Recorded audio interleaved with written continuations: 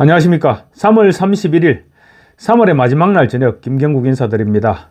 방송 시작에 앞서 구독과 좋아요는 저에게 큰 힘이 됩니다. 많은 격려 부탁드리겠습니다. 사기대출 논란이 일고 있는 경기도 안산갑 민주당 양문석 후보가 아무래도 대한민국 언론을 너무 얕잡아 본 듯합니다. 사기대출에 이어 이번에는 재산도 축소 신고한 정황이 드러났습니다. 부동산의 경우 선관위에 재산 신고를 할 때 실거래가와 공시가 중 반드시 높은 가격을 신고하도록 관련법은 명시하고 있습니다. 그런데 양 후보는 낮은 가격으로 신고해 결과적으로 9억 원이 넘는 재산을 누락한 것으로 확인됐습니다. 양 후보는 이번 총선 후보 등록을 하면서 재산을 신고했는데 지금 논란이 되고 있는 서울 서초구 잠원동 아파트 가격을 공시가격인 21억 5,006만 원으로 신고했습니다. 양 후보는 해당 아파트를 2020년 8월 31억 2천만 원에 매입했습니다. 고익은 실수금 분명 공직선거법 위반 소지가 있는 것입니다. 공직선거법상 재산을 허위 신고해서 공표할 경우 5년 이하의 징역 또는 3천만 원 이하의 벌금형에 처해질 수 있습니다. 지난해 11월 대전의 한 구청장은 토지 금액을 공시가로 2억 원가량 낮춰서 신고했다가 대법원에서 벌금형을 받고 구청장직을 상실했습니다. 양 후보는 또 사기대출 의혹과 관련 딸을 사업자로 위장하기 위해 새마을금고에 억대의 허위 물품 구입 서류까지 제출했던 것으로 확인됐다고 조선일보가 보도했습니다. 앞서 양문석 후보는 사기대출 의혹을 제기한 조선일보에 대해 법적 책임을 물을 것이다 이렇게 주장했는데 불법 대출 방법이 끝까지 감춰질 것으로 생각했던 것으로 보입니다. 아니면 추가적인 취재를 방해하기 위한 엄포였을 가능성도 있어 보입니다. 대출 목적과 달리 주택 구입 자금 용도로 쓴 사실이 드러날 경우 대출금을 회수당하게 됩니다. 금융기관에서는 대출 후 반드시 서류를 검증하게 되는데 그래서 허위 서류를 꾸민 것으로 볼 수 있는 것입니다. 억대의 물품 구입 서류를 낸 양 후보의 대학생 딸은 그로부터 몇 달 뒤 캐나다로 어학연수를 떠났습니다. 양 후보 측에서 얼마나 꼼꼼하게 허위 서류를 작성했는지는 몰라도 이 부분에 대해서도 혹시 대구 수성 새마을금고에서 누군가가 눈 감아준 것은 아닌지 그 부분도 살펴봐야 될 것 같습니다. 하여간에 허위 서류까지 작성해서 제출하고도 새마을금고 측에서 방법을 제한해서 이루어진 대출이었다느니 불법이 아니었다느니 다른 사람에게 피해를 주지 않았다느니 그래서 사기가 아니라는 주장을 해온 양문석을 보니 좌파의 뻔뻔스러움을 새삼 생각하게 됩니다. 새마을금고 중앙회에 따르면 문제의 대출을 내준 대구 수성 새마을금고는 정말 사업자금 목적의 대출인 줄 알았다 이렇게 주장하고 있는 것으로 알려지고 있습니다. 양 후보의 딸이 사업자 등록증상 사무공간을 갖추고 있었고 사업자 대출 후 4억 원가량의 물품을 구입했다는 서류도 냈기 때문에 실제로 사업을 준비하는 줄 알았다고 합니다. 수성새마을금고 측은 지금도 정당한 사업자 대출로 믿고 있다고 중앙회 측에 소명한 것으로 알려지고 있습니다. 그러나 양 후보는 SNS를 통해 새마을금고 측에서 제안하기를 딸 명의로 사업운전자금 명목으로 대출을 받으면 어떻겠느냐 이렇게 제안했고 업계의 관행이니 별다른 문제는 없을 것이다 이렇게 답도 줬다고 주장했습니다. 그러니까 금고 측과 양 후보 사이의 진실 공방이 불가피해 보이는 부분인데 금고 측 해명이 맞다면 수성새마을금고는 양 후보 딸에게 속은 사기 피해자가 되는 셈입니다.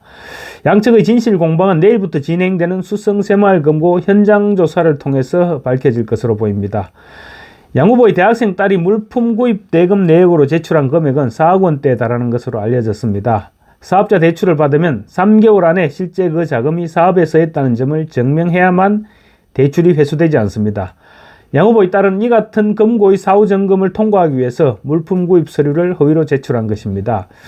그러나 이 같은 서류가 허위였다는 점은 양 후보 스스로가 사실상 자백했습니다. 양 후보는 어제 입장문에서 새마을금고에서 11억 원의 대출을 받은 뒤 대부 업체에서 빌린 돈 6억 3천만 원 그리고 지인들에게 중도금을 내면서 적게는 몇백만 원에서 많게는 몇천만 원까지 빌린 돈을 한꺼번에 갚는데 약 5억 원이 들었다. 그래서 11억 원이 소요됐다고 밝혔습니다. 그러니까 양 후보의 딸이 물품을 구입하는 데 쓴 돈에 대한 언급은 없었던 것이죠. 양 후보는 설마 물품 구입 서류까지 취재가 되겠느냐 이런 생각을 했을 수도 있을 것입니다. 물품 구입 서류에는 세금 계산서를 첨부해야 되는데 만약 수성새마을금고에 제출한 물품 구입 서류에 제3자가 발행한 세금 계산서를 허위로 꾸며서 제출했을 경우에는 사문서 위조로도 처벌받게 됩니다.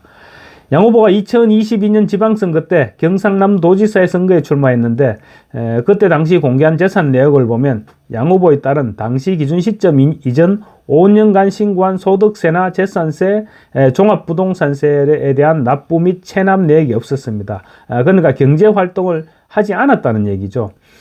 그래서 사업을 했다는 말은 거짓이 되는 것입니다. 이런 방식으로 대출을 받는 것은 금융당국이 대대적으로 단속해온 불법 작업대출과 흡사하다는 지적입니다.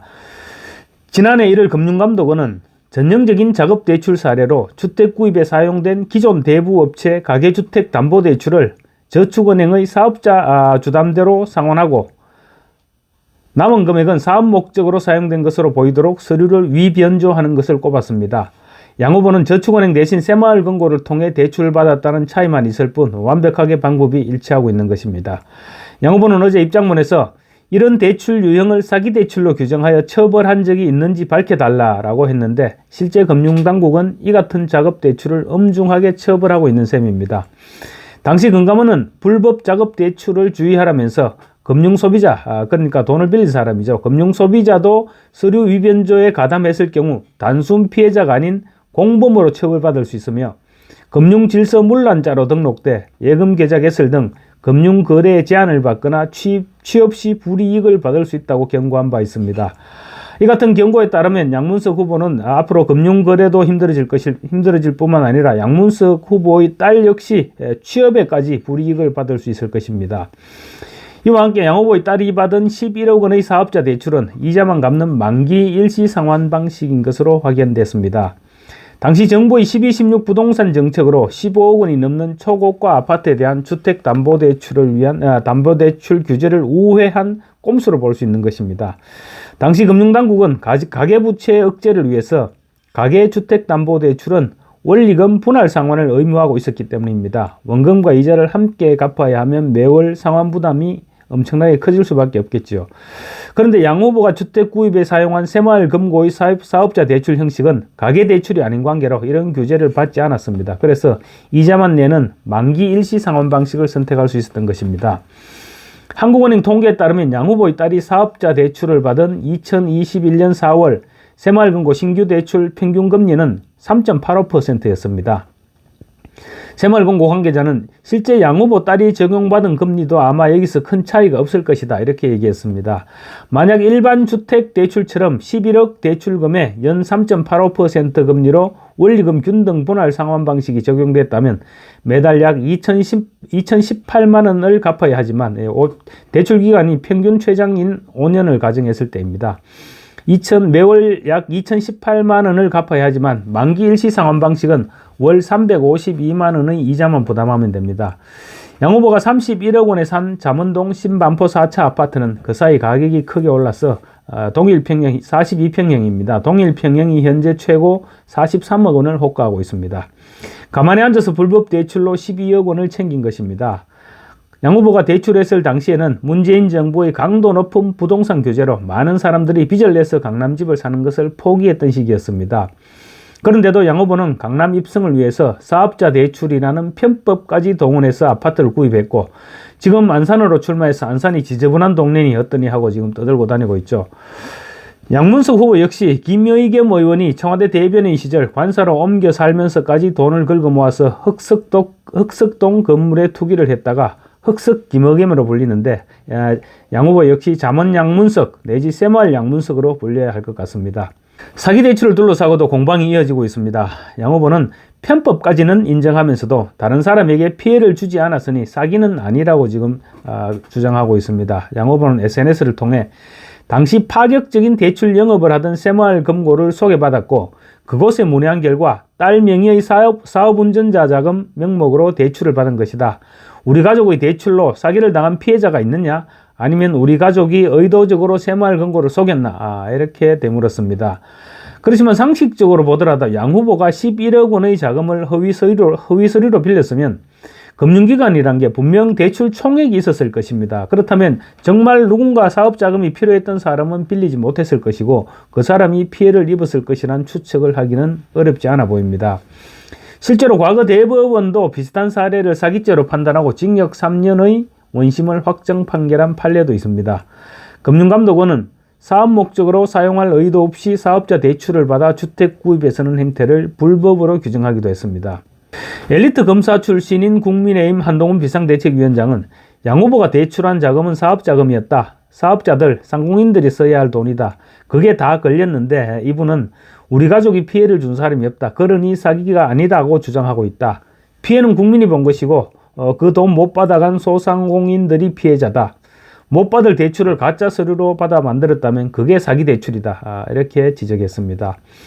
민주당의 후보 부실 검증 문제도 다시 논란이 되고 있습니다. 양 후보가 공천 신청 과정에서 당의 딸의 대출 사실을 알리지 않았다는 지금까지의 보도와는 달리 사실은 당의 대출 사실을 알렸던 것으로 전해지면서 친명계에 대해서는 부실 검증을 했던 것이 아니냐, 이런 논란에 또다시 불을 지피고 있습니다.